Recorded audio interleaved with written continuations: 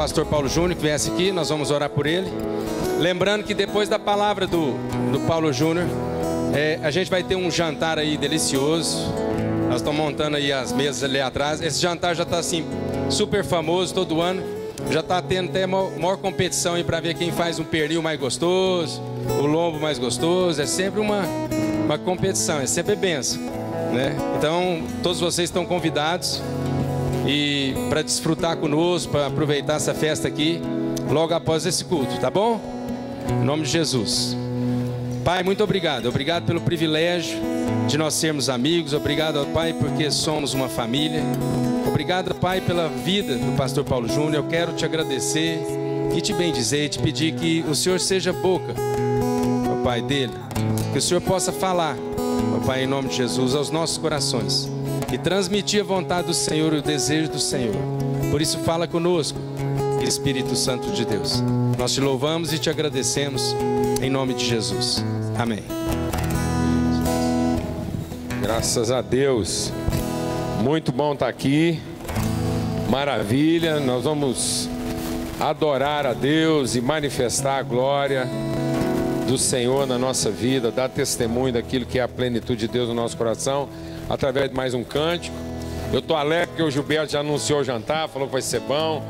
Então, né, mesmo que a palavra seja chinfrinha aí, os irmãos vão aguentar hoje. Hoje os irmãos aguentam aí, né? Porque vai ter um jantar, então os caras ficam bem comportados aí, já prometeram um jantar, então vai tudo certo.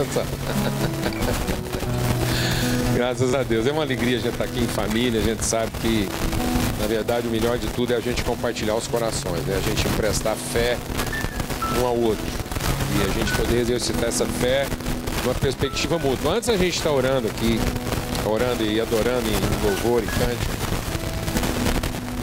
eu queria dar um testemunho. Eu tenho compartilhado isso em muitos lugares, e principalmente, né, quando a gente está no meio de gente assim tão querida com quem a gente anda há tanto tempo.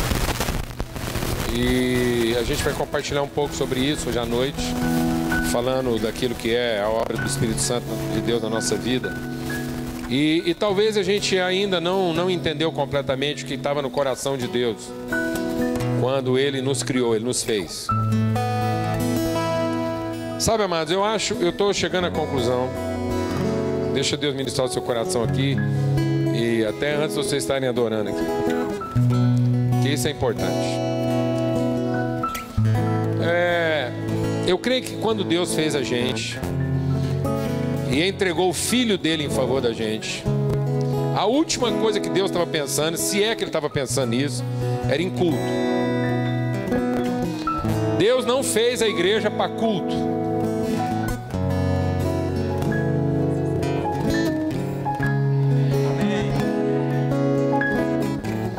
Deus não fez a igreja para culto. Nós estamos perdendo tempo fazendo culto. Porque culto Deus já tinha com os anjos. Os anjos prestam culto a Deus. Fica lá falando, tanto que Ele é poderoso, glorioso, majestoso. E Deus fez a igreja porque Ele queria comunhão, família, relacionamento. Deus fez a igreja porque, apesar de ser Deus, Ele estava se sentindo sozinho. Amém, amados? E não adianta você ser todo poderoso, ser tudo isso, se você não tem uma família para compartilhar isso. E culto não resolvia o problema de relacionamento de Deus. Amém, amados? Glória a Deus. Então Deus não queria culto, Deus queria comunhão. Por isso que a figura que Deus usa para falar do plano eterno dele, quando Jesus fala da eternidade, Ele não fala de um templo, Ele fala de uma mesa. Quando Deus fala de bem-aventurança, Ele não fala de um homem sendo venerado. Quando Deus fala de um homem bem-aventurado, Ele não usa a figura de um rei. Quando Deus fala de bem-aventurança, Ele usa a figura de um pai. Quando Deus fala de bem-aventurança, Ele não fala de um empresário bem-sucedido. Ele fala de um pai que, junto com a sua esposa, se reúne com seus filhos. Para Deus, bem-aventurança é família. É um homem poder compartilhar seu coração, seus bens e suas conquistas com seus filhos. E a última coisa que um pai quer quando ele chega em casa é culto. A não ser que ele é muito mal resolvido. O cara tem que ser muito mal resolvido para chegar em casa e querer que a mulher dele cultue ele. Oh, Senhor, seja bem-vindo no seu império soberano. A última coisa que ele quer é a mulher dele fazendo veneração. A última coisa que um homem que ama a sua família quer é que a hora que ele chegar em casa, os filhos sentam em volta e ficam lá, aleluia, soberano Senhor. Não, mas um homem quando chega em casa, ele quer abraçar seus filhos, beijar sua mulher e, se possível, deitar na cama com todo mundo, contar as histórias, e cada um contar as histórias um para o outro. Depois eles vão para a mesa compartilhar a comida e ser feliz. Glória a Deus, amados. Aleluia. Amém. Deus queria uma família. E a gente não vem na igreja para cultuar a Deus. A gente vem à igreja para descobrir qual é a vontade de Deus para a nossa vida, para que a gente possa cumprir essa vontade como família de Deus. Amém, amados? A gente não vem na igreja para ficar aqui cultuando, não. A gente vem aqui para ouvir o que Deus tem para falar para nós, para que a hora que a gente sair daqui como família de Deus, em condições de cumprir a sua vontade e manifestar a sua glória. Amém, amados?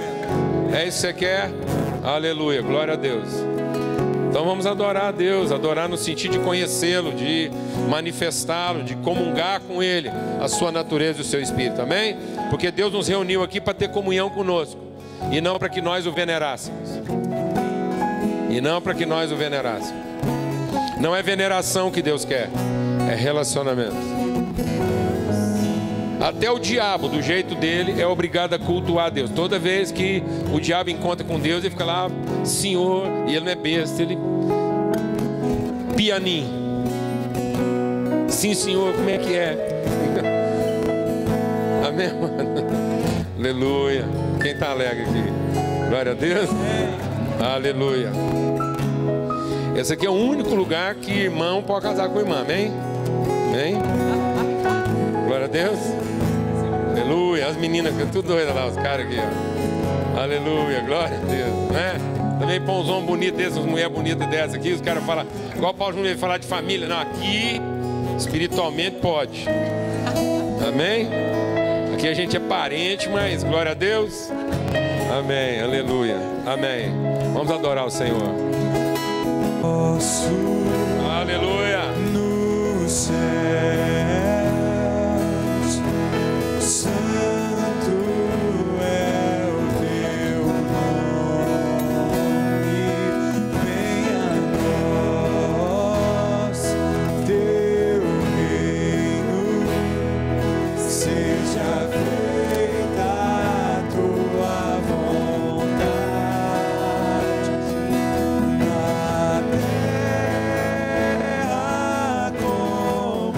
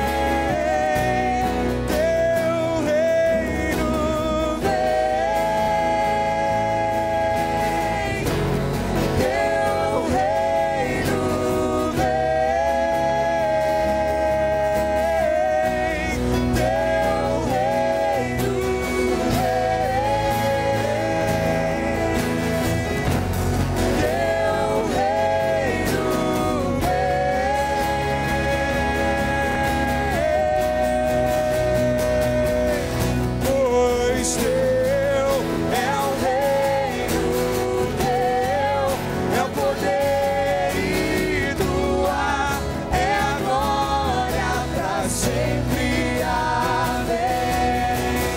Teu é o reino, teu é o poder e tua é a glória para sempre.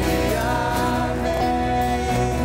Teu é o reino, teu é o poder e tua é a glória para sempre.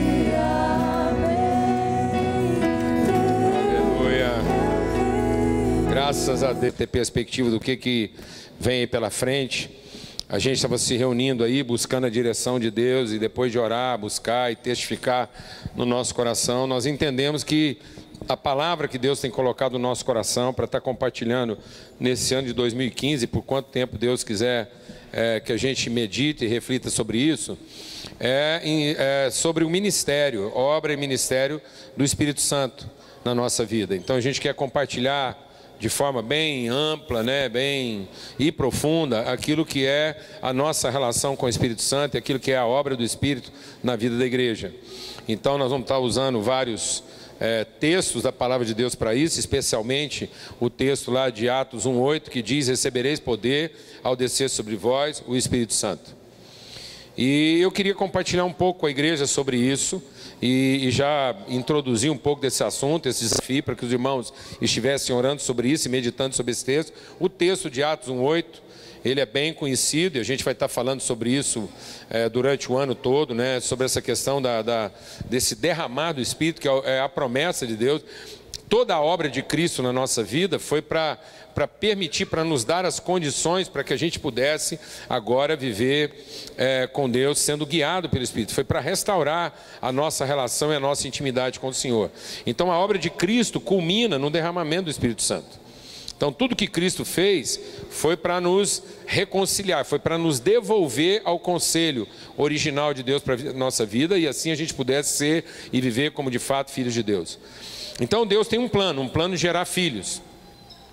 E para gerar esses filhos, Ele vai reconciliar o homem com Ele. Então, Ele, através do seu Filho unigênito, Jesus tem uma condição única, Ele é de uma gênese única, Ele é o único que é gerado diretamente da parte de Deus em condição humana, e Ele sem pecado, e Ele entrega a sua vida, Ele entrega a sua condição única, Ele abre mão da sua condição única, Ele de certo modo renuncia à sua condição única para recebê-la de volta juntamente conosco. Então Jesus, Ele abdica de ser filho único para ser primeiro de muitos irmãos. Amém, amados? Então é isso que Jesus está falando. Então muitas vezes quando a gente ouve o texto lá de Atos 1:8, e a gente pensa, bom, recebereis poder, as pessoas logo imediatamente pensam nos dons espirituais. E a gente já logo pensa no incremento de capacidade que nós vamos receber. Então muitas vezes nós estamos pensando na obra do Espírito Santo na nossa vida, apenas na perspectiva da maneira como ele vai nos instrumentalizar como seres humanos. Então muitas vezes a gente não entende o que Jesus está falando, de que nós vamos receber poder para testemunho. Então quando Jesus está falando de poder ali, ele está usando um outro conceito de poder. Não é o conceito de poder, capacidade, competência, habilidade, força. Ele está falando de poder no sentido de identidade, autoridade, representação. Não é o poder do que eu posso, é o poder do que eu represento. Eu tenho que poder muito quando eu não represento coisa alguma. Então a capacidade trabalha na ausência da autoridade muitas vezes. Então Deus muitas vezes tem que usar o seu poder, capacidade na nossa vida quando nós não reconhecemos a sua autoridade. Se tem uma pessoa que experimenta todo dia o tanto que Deus é poderoso, é Satanás. Porque ele não reconhece, ele não se enquadra, ele é rebelde, ele é oposto. Então ele tem que sofrer o poder. Então Jesus vai revelando a sua autoridade na medida em que ele vai abrindo mão do seu poder. Ele vai renunciando o seu poder para poder compartilhar a sua autoridade. Então quando a palavra de Deus está dizendo que nós vamos receber poder, não é apenas o poder das competências. As competências não farão sentido na nossa vida se elas não forem o instrumento da nossa consciência.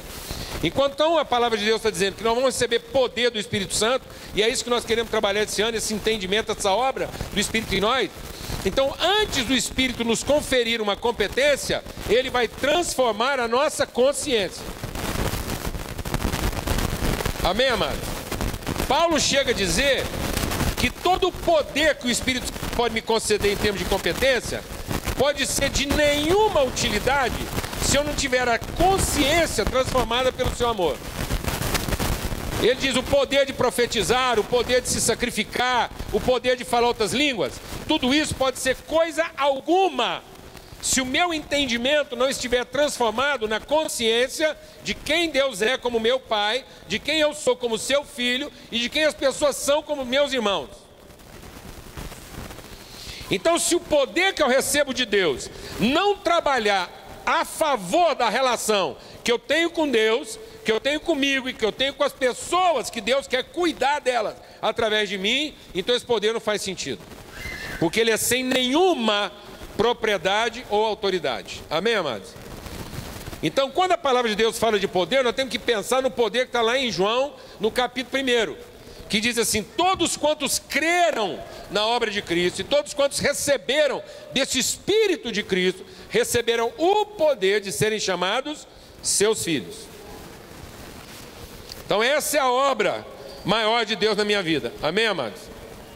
Porque se eu não tiver essa consciência de filho, não tiver a consciência de quem eu represento como filho de Deus, nenhum poder na minha vida vai fazer sentido. Pelo contrário, há uma tendência de eu usar as ferramentas que Deus colocou na minha mão para meu próprio benefício e não para benefício da missão que eu tenho para cumprir. Então deixa Deus ministrar o seu coração.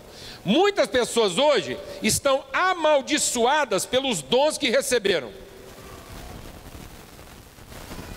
Porque os dons que elas receberam de Deus hoje trabalham contra elas. Porque os dons são irrevogáveis.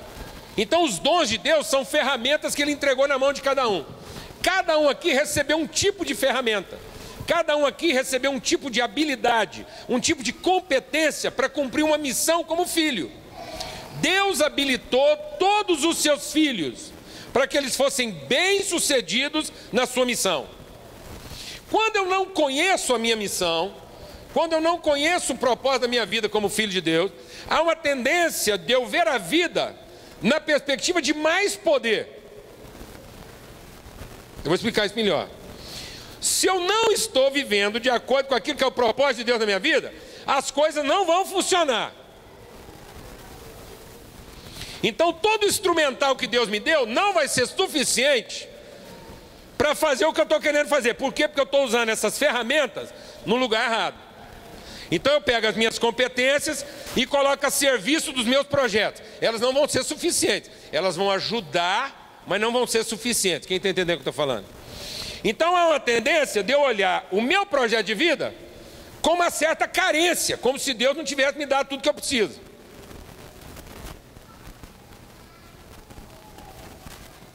Porque está faltando. Aí eu tenho que buscar mais o quê? Mais poder, porque não está funcionando. Então tem muita gente hoje em busca de quê? Mais poder. Porque com tudo que ele já recebeu de Deus, ele não dá conta de fazer o que ele planejou. Lógico, nunca vai dar, porque o que ele planejou não é aquilo que Deus planejou para ele. Simples assim. Então ele vai ser um cara que vai trabalhar muito e vai chegar quase lá. E a hora que ele chegar quase lá, ele vai descobrir que um nada é melhor do que um quase tudo. Por que um nada é melhor do que um quase tudo? Porque o quase tudo representa que você perdeu tempo com nada. Porque para ser quase tudo, você não precisava perder tempo, você podia ter ficado só com nada. Alguém entendeu o que eu estou falando? Não. Você não precisava ter perdido tanto tempo, tanta energia para não chegar lá. Para não chegar lá, você ficava em nada, estava tudo certo. Pelo menos você não estressava. E mais poder não vai adiantar. Amém, mano? Eu sou engenheiro. E eu tenho só um pouquinho de toque. Pouquinho. Só o suficiente para querer que as coisas fiquem mais bem arrumadas. Pensa um trem que me irrita. É chegar numa casa e encontrar umas facas com crise de identidade. Você sabe o que é uma faca com crise de identidade? Não. É uma faca que alguém pregou para ela e tentou convencer ela que ela era uma chave de fenda. E ou ela está com a ponta quebrada, ou aquilo está meio torto, entendeu? Alguém já viu esse tipo de faca aí que está com crise de identidade? Não. Para quê, mano? Fazer uma crueldade dessa com a faca? Que agora acontece o seguinte, explicar o que aconteceu com essa faca. Agora ela nem é faca e nem é chave de fenda. Vai para o inferno um trem desse. Essas facas, tudo que você tem com a ponta torta, se elas não nascer de novo, elas vão para o inferno, porque elas estão com crise de identidade, entendeu?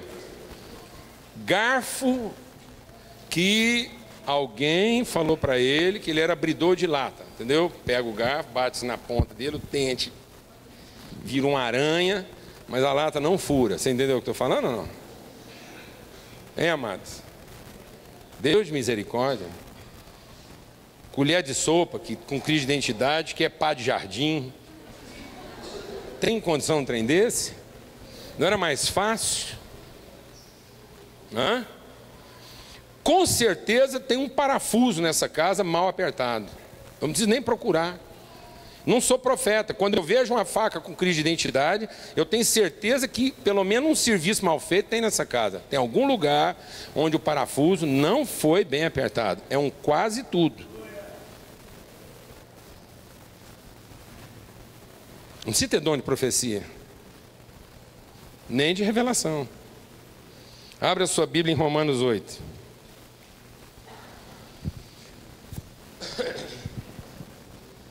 O que a gente quer compartilhar do Espírito aqui essa noite, dentro dessa palavra de revelação que Deus tem nos dado aí, sobre sermos guiados pelo Espírito, recebemos o poder de Deus pela presença do Espírito.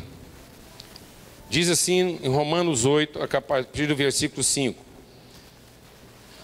Romanos 8, versículo 5. Quem vive segundo a carne tem a mente voltada para o que a carne deseja.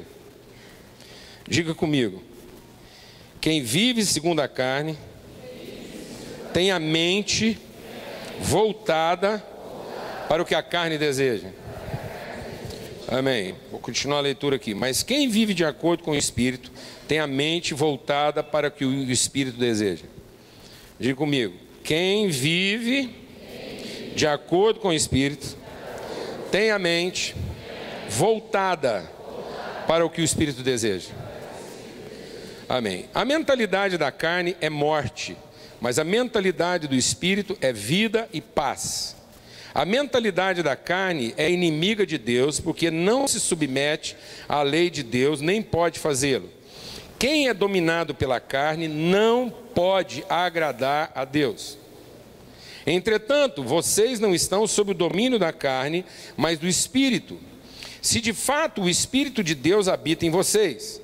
E se alguém não tem o Espírito de Cristo, esse tal não pertence a Cristo. Mas se Cristo está em vocês, o corpo está morto por causa do pecado, mas o Espírito está vivo por causa da justiça. E se o Espírito daquele que ressuscitou Jesus dentre os mortos habita em vocês, aquele que ressuscitou Jesus a Cristo dentre os mortos, também dará vida a seus corpos mortais, por meio do seu Espírito que habita em vocês.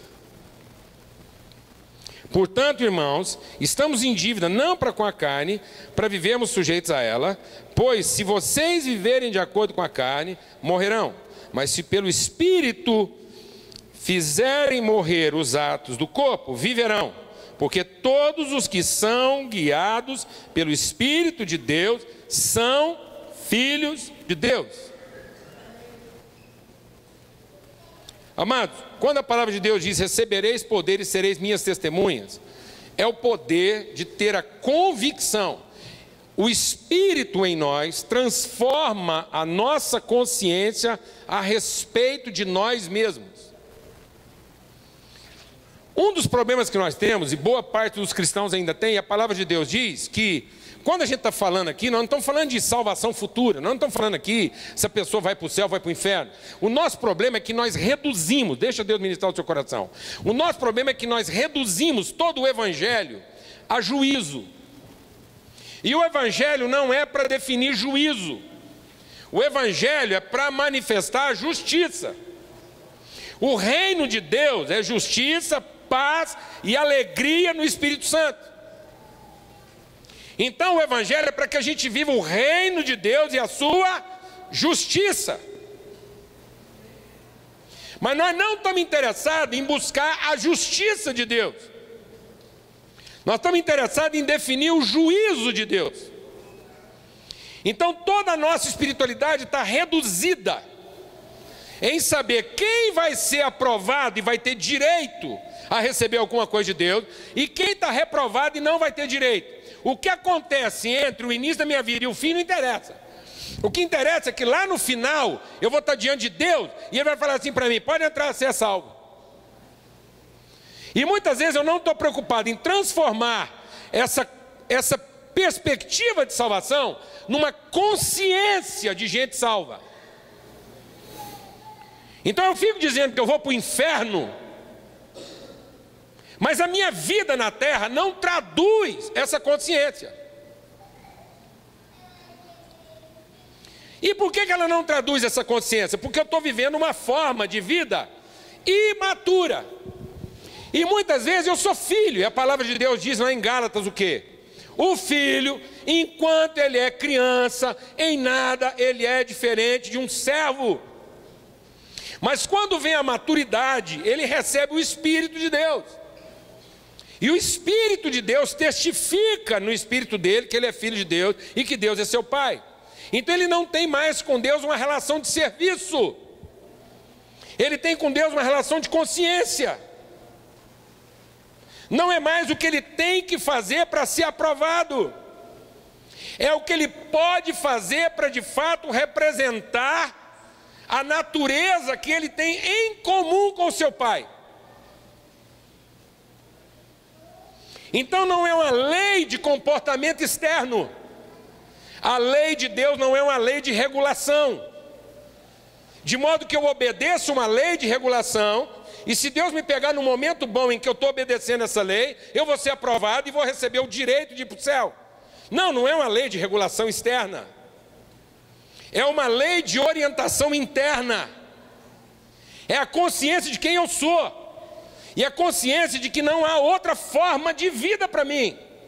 E que se eu tentar algum outro estilo de vida, se eu tentar alguma opção de vida, não interessa se está certo ou errado. Não estamos discutindo o que está certo e o que está errado. Nós estamos dizendo o seguinte, que qualquer forma de vida que nasceu de mim não vai funcionar.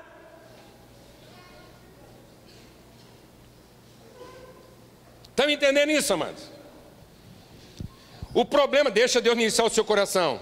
O problema do homem não foi porque o diabo tirou Deus da vida dele.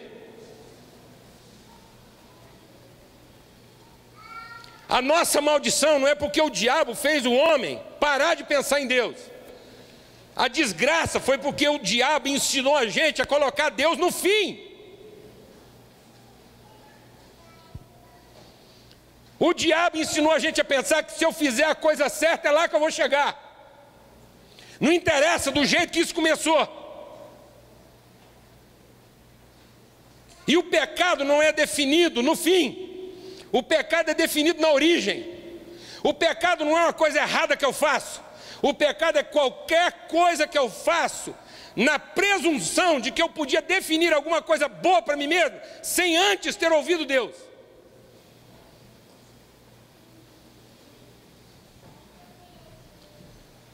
Então, se tem uma coisa que na minha vida, deixa Deus ministrar o seu coração. Se tem uma coisa na minha vida que me afasta de Deus mais rapidamente do que a coisa errada, é a coisa certa. A coisa certa tem o poder de me afastar de Deus mais rapidamente do que a coisa errada. Quem está vivendo a coisa errada tem mais chance de arrepender. Até porque está dando tudo errado, e ele está toda hora apavorado, porque o trem está dando errado, então está dando errado, está errado. Mas quando a coisa está dando certo, eu não paro para perguntar nada para ninguém, está dando certo isso aqui, então Deus deve estar nesse negócio. Você está achando que eu estou exagerando?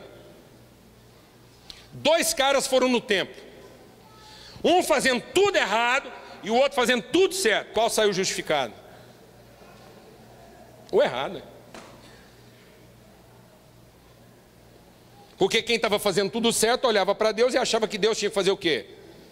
Reconhecer ele e dar para ele o direito dele.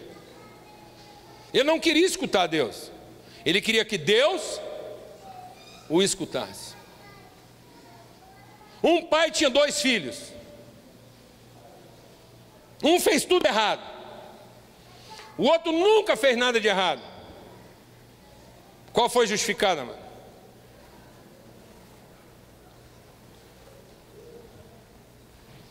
Lógico, estava dando tudo errado, ele teve que o quê? Se arrepender. O outro estava fazendo tudo certo, achou que quem tinha que se arrepender é o pai. Ele ainda pregou para o pai: ó pai, o senhor devia me pedir perdão, estou sempre trabalhando para o senhor aqui, o senhor nunca me deu o que eu merecia. O senhor não vai se arrepender não? Então no fim, o filho que estava tudo errado se arrependeu, e o filho mais velho queria que o pai se arrependesse. Quem ainda estava errado era o pai dele, de tão certo que ele estava. Pecado não tem nada a ver com certo e errado. Pecado tem a ver com ouvir o Espírito e não ouvir o Espírito. Ouvir o que Deus diz e querer que Deus ouça o que eu tenho para dizer. Pecado é quando as ideias começam em mim, na presunção de que vão terminar em Deus.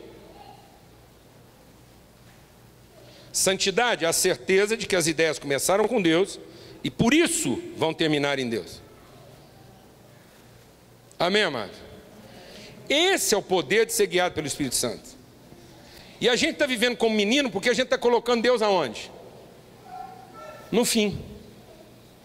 Deus hoje passou a ser a pior cobiça dos crentes. Porque muitos crentes hoje não amam a Deus, cobiçam. Alguém está entendendo o que eu estou falando aqui ou não? E isso é tão forte na nossa vida, é tão forte isso na nossa vida, que você já reparou que a gente trata Jesus e Deus na terceira pessoa? É assim, ó. Eu trato a mim na primeira pessoa, Jesus e Deus na terceira pessoa. É Ele. A gente não trata Deus, Jesus e eu na primeira pessoa do plural, nós. É nós. Quem resolveu isso? Nós. De quem foi essa ideia? Nossa. Nós estávamos conversando, trocamos uma ideia, Deus falou, eu achei aquilo fantástico, concordei com o que Ele falou, estou fazendo, ideia nossa. De quem é esse negócio? Nosso. Nosso quem? Nosso. Você está incluído nisso, esse negócio é para te abençoar também, é nosso. Glória a Deus, amado. Mas isso é tão forte, amados, que a gente ora, garra de oração, para converter Deus. Porque depois que Deus tiver convertido, baseado no meu empenho de oração, Ele vai me dar uma coisa que eu alcancei na oração, no monte, no jejum, no clamor e na semana da consagração. Eu fui lá, busquei. Deus de misericórdia. Eu fui lá, busquei. Deus me pagou, então isso agora é meu. E se eu for um cara muito quebrantado, você ora. Porque aí eu posso te dar do que é meu. Vou te fazer um favor, que eu sou muito ungido, entendeu? Quebrantado. Eu reparto com você o que é meu. Não, mano, tem esse papo de que eu reparto, não. Eu compartilho com você o que é nosso. Porque esse negócio que Deus colocou no meu coração para fazer era uma coisa para atender quem? Nós. Glória a Deus, amado. Porque isso foi gerado do Espírito, não foi da minha carne. Então o que essa palavra está dizendo? Que nós temos que buscar na nossa vida. A palavra está dizendo que tem muita coisa que nós estamos fazendo certa, que não vai dar em nada. Porque foi gerada onde? Na carne. Às vezes o meu fervor devocional, a minha oração só está fervorosa porque minha carne está faminta. Mas aquele fervor todo não está sendo gerado na consciência de que eu tenho uma relação com Deus de pai para filho, de filho para pai, e que eu represento as formas dele fazer as coisas aqui no mundo. Eu estou lá defendendo o que é meu, na oração, no clamor, no culto. Mas aquilo foi gerado onde, amados? Seja honesto, aquilo foi gerado onde? Na primeira pessoa do singular.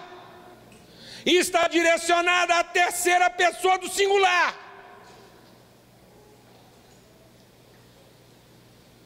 Isso nunca vai ser um nós. Porque não é ele em nós. É se Deus quiser, ele comigo. Abençoando a minha carne. Abençoando os meus planos, abençoando os meus projetos. A família é minha, porque foi eu que contei. Quem achou mulher foi eu, agora Deus tem obrigação de abençoar ela. Agora Deus, o senhor se vira com essa mulher aí, porque ela é minha, e vê se o senhor pega ela de adoção aí, e faz ela ficar boa para mim, eu vou pegar na oração, até o senhor me atender. Glória a Deus, amado. Deus de misericórdia. Então você está vendo como é que está funcionando essa coisa? Nós não temos a mente do Espírito.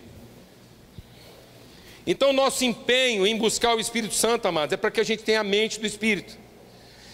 Olha o que nós fizemos com a Bíblia. Nós pegamos a Bíblia e transformamos a Bíblia num material de ensino para humanos, para ensinar humanos como que eles podem ser espirituais. Não, a Bíblia não é um material de ensino para que homens se transformem em pessoas espirituais. A Bíblia é o livro de estudos dos seres espirituais que querem descobrir, através da palavra de Deus, como serem humanos. Glória a Deus, amado. Aleluia. Então a Bíblia não fala a humanos, amados. Os humanos não vão entender nada disso aqui, não. A Bíblia fala a quem, amados? A espirituais. Às vezes você pode ser um espiritual imaturo, mas você é um espiritual. Às vezes você é um espiritual meio assim, matador de aula, mas você é um espiritual. Porque se você não for um espiritual, você não é filho de Deus. Você pode até ser um filho de Deus com problema. Mas se você não tiver o Espírito de Deus, você nem é filho dele. Mas se você tem o Espírito de Deus, é como espiritual que você tem que pensar. Como é que uma pessoa espiritual planeja coisas humanas? Glória a Deus, amado. E não como é que pessoas humanas ficam fazendo planos espirituais. Isso não vai funcionar. Nossos planos espirituais nasceram aonde? Na carne. E a carne nunca vai agradar a Deus. Amém, amados? Então as coisas têm que começar onde na nossa vida? Fala para mim, amado, aonde que as coisas têm que começar? No Espírito, amados. Ouvindo o Espírito Santo, sendo cheio do Espírito Santo, tendo o poder do Espírito Santo para agir de acordo com aquilo que é a orientação do Espírito Santo. Porque quem tem, não é o que diz aqui? Quem tem e vive de acordo com o Espírito, tem a mente voltada para o que o Espírito deseja. Então presta atenção como é que isso está bravo na nossa vida, porque nós estamos pegando aquilo que a nossa carne deseja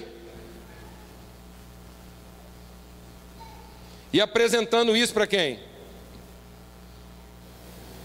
Para Deus. Não, amados, nós tínhamos que pegar aquilo que o Espírito deseja e apresentar isso para a nossa carne. Carne, sinto muito, mas quero te dizer que você estava querendo muito um negócio aí que não vai dar para ser, porque o Espírito está querendo outra coisa. Glória a Deus, amado. Aleluia, quem crê nessa palavra? E aí nós vamos entender que nós somos espirituais. O escritor da carta aos Hebreus chega a dizer assim: eu queria muito escrever para vocês como espirituais, mas estou sendo obrigado a escrever para vocês como carnais. Mas vocês são espirituais.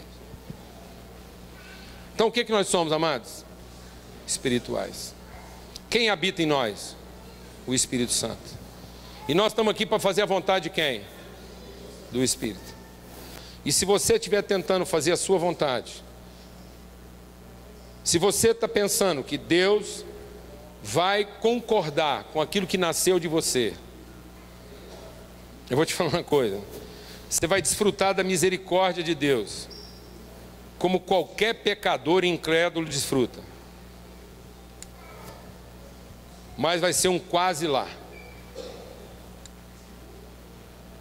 Porque aquilo que não começou em Deus não chega lá. Aquilo que começou em Deus não alcança o seu propósito. Não chega ao seu destino. A palavra de Deus diz que o que é gerado na carne é morte, mas o que é gerado no Espírito é vida. Eu estava compartilhando isso aqui com vocês agora e falando o que é gerado na carne com o que é gerado no Espírito. E tem gente que está aí desfrutando da misericórdia. E você está desfrutando da misericórdia de Deus achando que está desfrutando da aprovação de Deus. O fato de Deus estar me abençoando em muitas coisas não quer dizer que Ele está aprovando o que eu estou fazendo. Quem está entendendo isso aqui, amados? Eu me lembro de uma mulher que foi dar um testemunho na igreja, aqui em Araguari. Tinha uma igreja começando, a irmã chegou em Araguari e ela trazia uns bagulhos do Paraguai. E chegou nessa época do ano e ela juntou tudo que tinha. Ela juntou o sal da janta, foi lá no Paraguai e fez uma compra mesmo. Quando o ônibus está vindo do Paraguai, ela com aquela bagulheira toda lá naqueles ônibus de blitz, B.O. Pá, polícia parou, pega tudo, a irmã agarrou de oração e tá, Deus, você não pode permitir um trem desse, tá, minhas economias, eu vou estar quebrado. E ela entrou no clamor. Aí deu uma zebra lá, a polícia mandou todo mundo descer os trem do ônibus. O que aconteceu? Uma confusão. Teve um ônibus que descobriram uma muamba mais grave lá, largaram o ônibus dele, puseram tudo para dentro, essa irmã veio embora, foi dar testemunho na igreja. Irmãos, quero contar para vocês uma bênção. Estava trazendo meus bagulhos do Paraguai. Tinha colocado minhas economias tudo naquilo. A polícia parou, eu garrei com Deus lá. E Deus foi tão bom, me abençoou, não pegar nada. Estou podendo vender minhas tranqueiras aqui. Aí o pastor não aguentou, falou assim: irmã, tem misericórdia. Pelo amor de Deus. Não vem falar que isso é bênção de Deus, não, irmã. Fala assim que na infinita misericórdia de Deus, que protege, que tudo e todos, que faz uma galinha viver, uma flor brotar, uma graça de Deus, está aí para cima de todo mundo. A misericórdia de Deus te poupou de um vexame, mas não chama isso, pelo amor de Deus. Nunca mais você fala que Deus te abençoou num negócio desse. Quem está entendendo o que eu estou falando aqui, amado?